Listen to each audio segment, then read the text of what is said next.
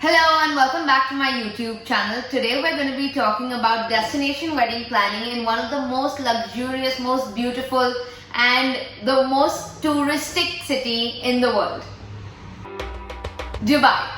In addition to Dubai, we also considered RAK, Fujerah and Quwain, all three of which are islands almost an hour or two away from Dubai. So all these three beaches, Fujerah, RAK and Quwain, are actually natural beaches and not man-made beaches like the one in Dubai.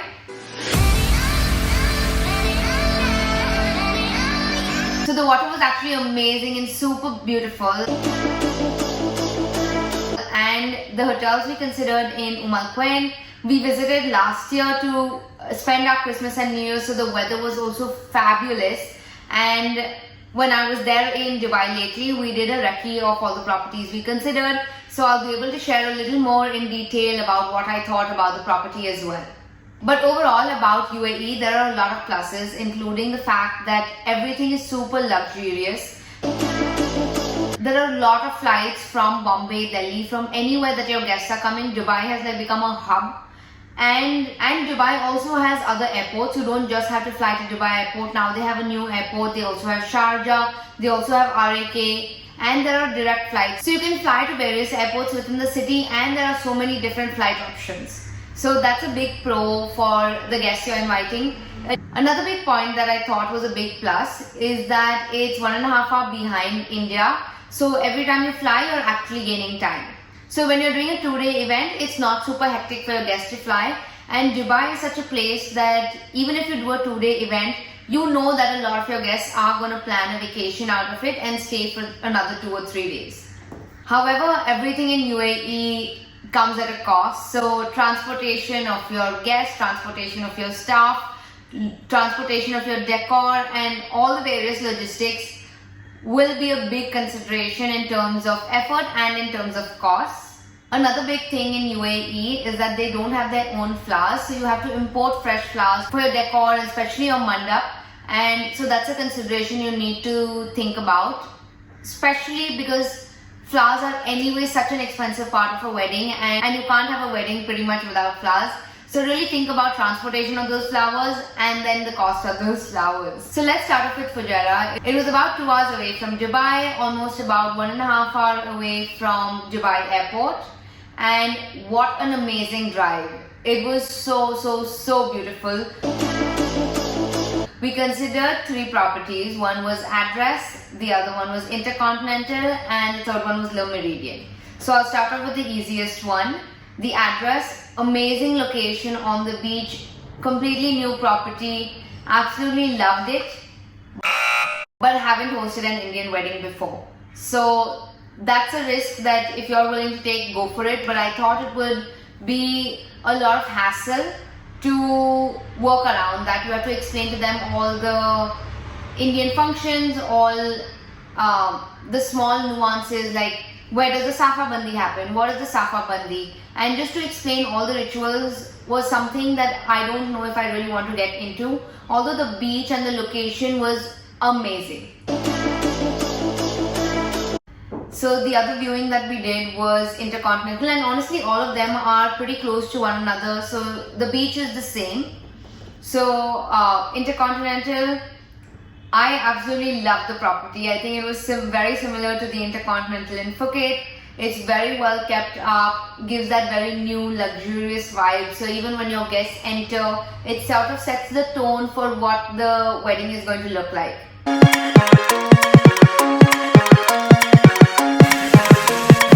And I think the Intercontinental definitely gave off that grand vibe. Another thing I liked was that they had 2 buildings, so you could do a buyout of the entire building and you don't have to do a buyout of the full property. And the buyout is at no additional cost of just booking out the rooms, and they'll give you all the rooms in that building. So whether it's a suite, whether it's the presidential suite, whatever it may be, if you take 100 rooms, you will get all the rooms in that at the same cost of what a regular room is.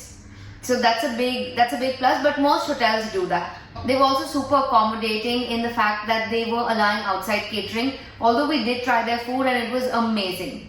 They also had a lot of venue options. They had the beach, they had the grand lawn, they had another lawn, they had a special room for Safa Bandi, where the barat starts from, where the barat will end. They had the option of either having your mandap overlooking the beach or on the beach, and they had a ballroom that had an outside area for your live counters and stuff like that. So that was fab.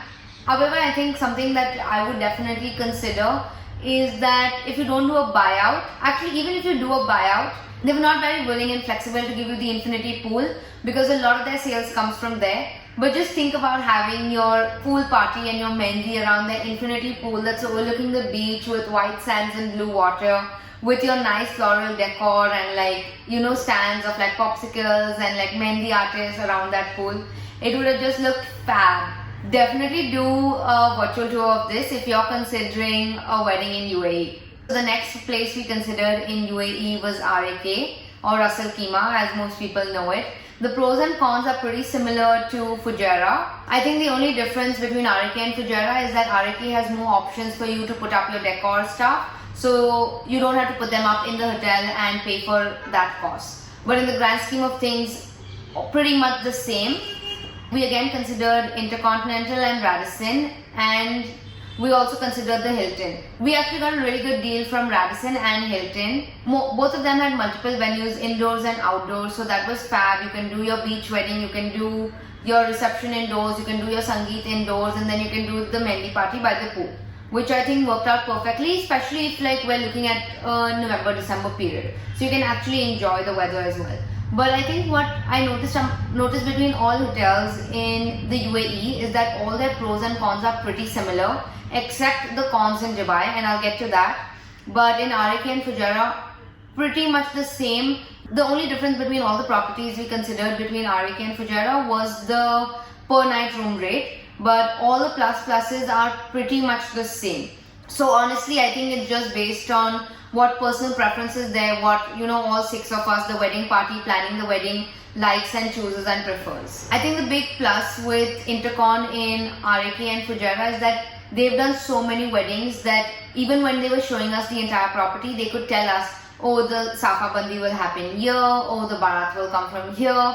Okay, like the previous wedding we did, these are some of like the arrangements we had. This was what the setup was like. We can set up the mandap for you in the middle of the lake, and all these options, because they've done weddings, they can provide that expertise to you.